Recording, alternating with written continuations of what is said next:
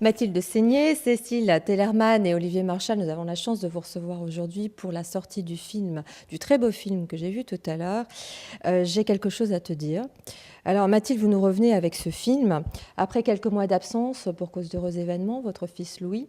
Alors qu'est-ce qui vous a plu dans le rôle d'Alice ?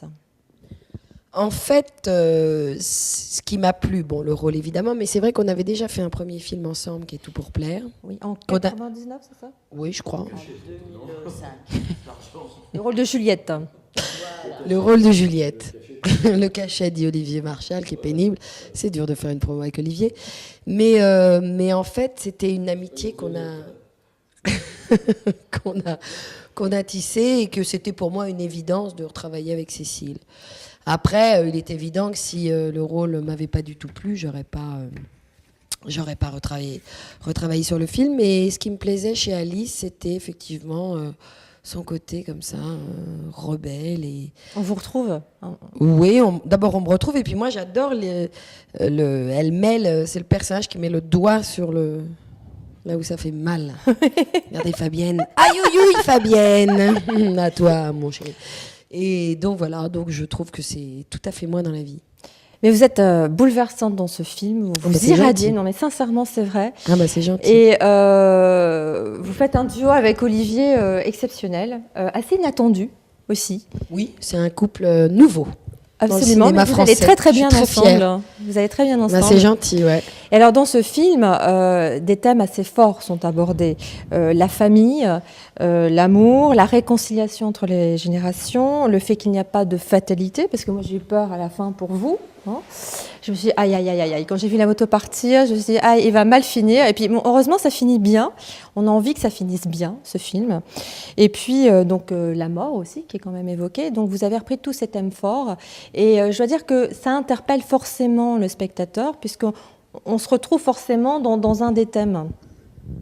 Donc pourquoi avoir choisi de centrer peut-être votre film sur la famille, bien que je sais que effectivement c'est très important dans une société.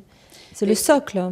Je ne peux pas vous donner de raison précise. C'est vrai que moi j'avais envie de raconter une histoire sur la famille, sur la transmission, sur ce qu'on transmet à son enfant et comment il devient l'éponge de nos émotions passées et présentes.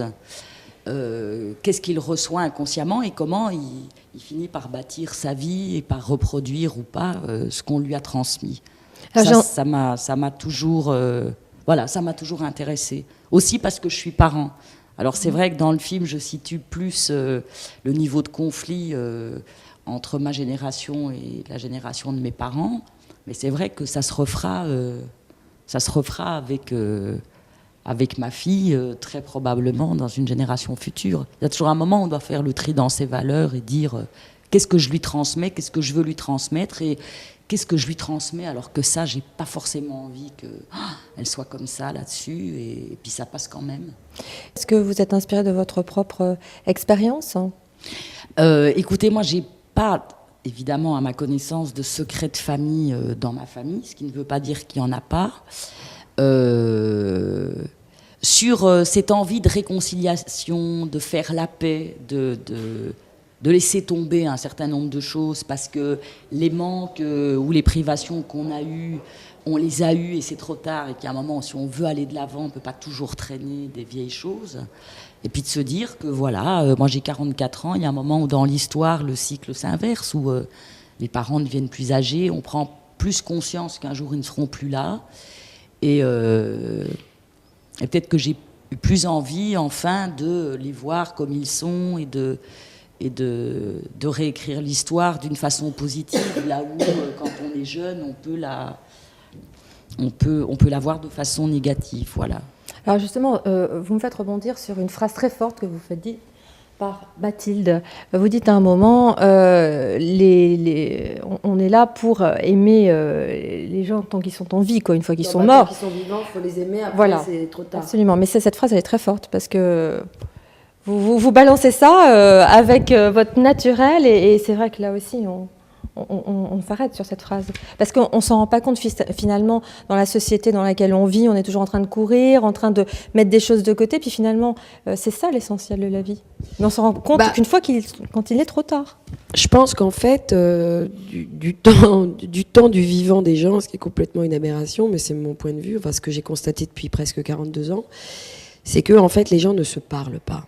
Les gens ne se disent pas tant de choses que ça. Les gens oublient de se dire je t'aime. Alors évidemment, si par contre ils se disent je te déteste, ça ils savent très bien faire. Mais je t'aime, ils savent moins faire. Qu'en fait, on a toujours quelque chose qu'on s'est pas dit.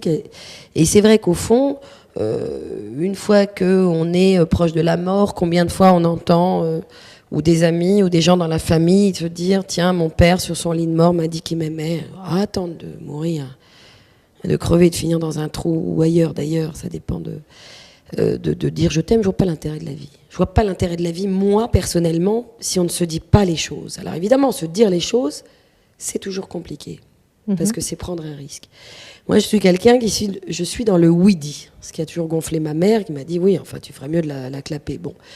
Mais moi, j'estime que dans la vie, c'est tant qu'on est effectivement vivant qu'on doit se dire je t'aime ou je t'en veux, mais même des choses tout ce qu'on a envie de se dire, on doit se le dire. En tout cas, quand on s'aime. Après, c'est un autre débat de dire que toute vérité n'est pas bonne à dire sur d'autres choses.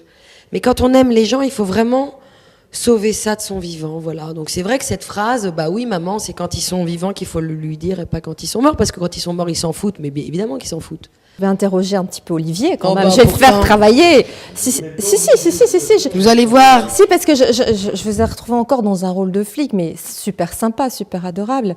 Alors, qu'est-ce qui vous a fait craquer sur ce rôle ? Non, c'est parce que je pense que, hormis la qualité du scénario, des dialogues et de la distribution et de la qualité du metteur en scène dont j'avais vu le premier film, c'est vrai que c'est un rôle qui m'a touché parce que il m'a touché d'abord parce que cette histoire de maison du Sud-Ouest, moi je suis du Sud-Ouest, donc évidemment parfois les acteurs on est assez terre à terre, on a toujours tendance aussi à accepter des rôles parfois pour des choses très primaires comme ça. Mais ça je vous dis c'est en marge de tout le reste. Il y a d'abord faire partie d'une aventure et d'un scénario. Et ensuite je pense que j'aurais pu, j'étais pas très loin de ce Jacques si j'étais resté dans la police. Voilà, je pense que c'est un personnage qui m'a touché parce que aujourd'hui à 50 ans, voilà, moi j'étais déjà un flic en marge, j'ai quitté, j'écrivais déjà des nouvelles, je faisais du théâtre la journée, j'étais flic la nuit, j'étais déjà vachement atypique et que Jacques à sa façon, c'est un mec qui n'a pas eu peut-être le courage de faire tout ça et le seul courage qu'il va avoir c'est de partir aimer une autre femme à un moment donné au moins pour finir en beauté. Voilà, pour finir en beauté, donner enfin un sens à sa vie, quoi. C'était un mec qui s'est fait chier dans sa vie maritale, dans sa vie professionnelle, il a cru à ce métier, il y croit plus du tout, comme tous les flics d'ailleurs. Vous prenez aujourd'hui n'importe quel flic de 50 ans, enfin même malheureusement de 30 ans, ils y croient déjà plus au bout de 10 ans, donc imaginez au bout de 30 ans de carrière. Donc voilà, c'est un mec qui croit plus dans l'homme, il croit plus dans la société, il croit plus dans le monde. Oui, mais finalement, avec la rencontre avec Pascal Elbé, ça va tout changer aussi. Oui, mais c'est en ça que je rejoins ce que vous disiez tout à l'heure. Peut-être qu'on n'ose pas se dire les choses et que tout d'un coup, il va réaliser à travers ce mec qu'il veut détruire pendant une partie du film, parce que ça devient son ennemi, entre guillemets, tout d'un coup, ça va lui révéler que la vie, l'importance de la vie, elle est peut-être ailleurs que de courir après des choses totalement éphémères et tout. Je ne sais pas si je me fais comprendre, ça ne veut absolument rien dire ce que je dis, mais enfin, finalement, c'est beau. En même temps, c'est beau.